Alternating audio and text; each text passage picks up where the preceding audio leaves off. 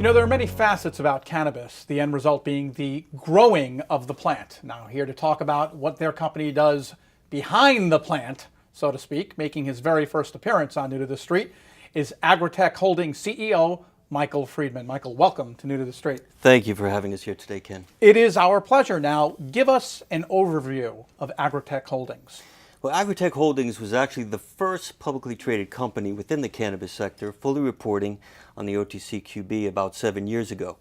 What we've tried to do is bring a different model to the sector, meaning a 360-degree view of the company, where we actually have land holdings and real estate, provide infrastructure funding, and at the same time, brand creation to offer to our licensees and retail dispensaries. So it's that 360-degree model that we really feel sets us apart. It's not legalized everywhere. That's correct. That's a challenge to deal with. With 26 states now regulated, some recreational, some medicinal, every municipality, every city, state in the U.S., not even talking about other countries, has different rules and regulations. So when you're out there as a public company, and certainly as an investor, trying to make the right decision is something that you really have to do a lot of research. And that's why we've chose to sit back, watch what some of the other companies have done, watch where they've made their mistakes, and invest our money and partners' money with hard assets, as I said, these real estate holdings. What separates Agritek Holdings from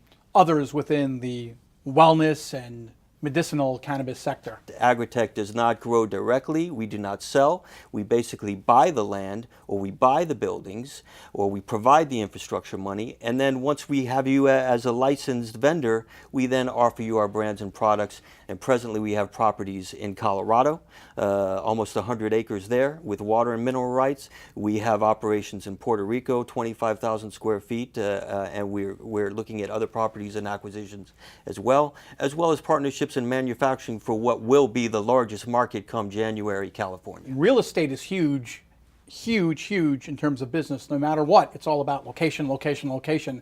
And with Agritek and the booming cannabis business, that builds up huge demand for growth. If you do it smart, which is what I've tried to do, make the right investments with as little money as possible, get equity interest in these operations, and create brand awareness, you're simply owning the store, have the tenant in the store, and then providing him with his inventory of accessories. Psychologically, as the CEO of a big company, how do you deal with such a fiscally booming business that you can't really hold your hand under the till and catch everything because of what's going on in Washington? I've never dealt with an industry where the next day you simply have to change the rules. So these investments that you make, everything could change within a month based on whatever municipality you're working in. And certainly the banking industry has not caught up to the $20 billion in growth that this sector is going to do next year.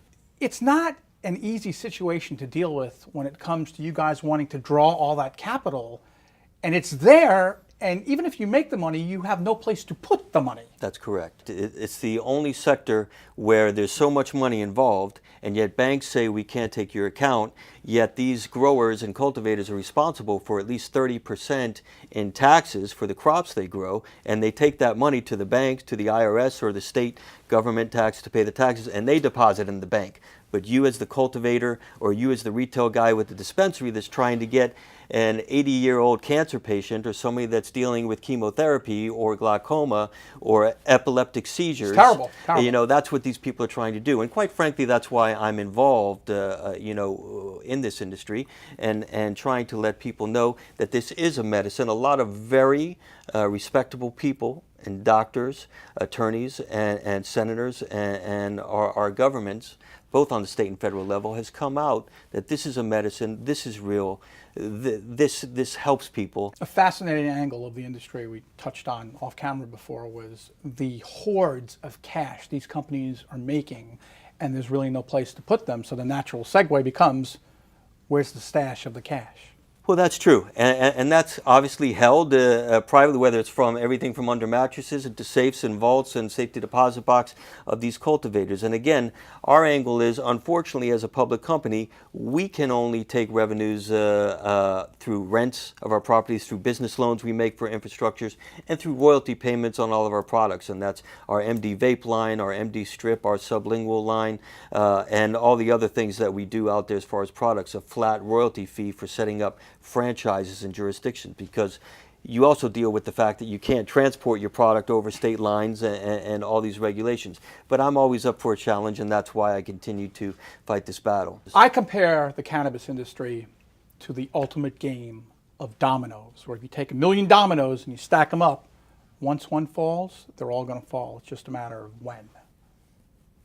And then everybody's going to get paid, because that's what this is all about. What it comes down to is a deal between the drug companies and the banking, and somebody just to finally sign off. We have all these tax revenues coming into the states. They ought to be able to deposit their money. The people that are contributing to the new schools, the growth, to Colorado, to Nevada, to all these places, they ought to be able to get a corporate bank account. And that's where Agritek Holdings got its start. And we understand the banking industry from the mobile payment side to the credit card processing, and we're waiting for the green light to do that.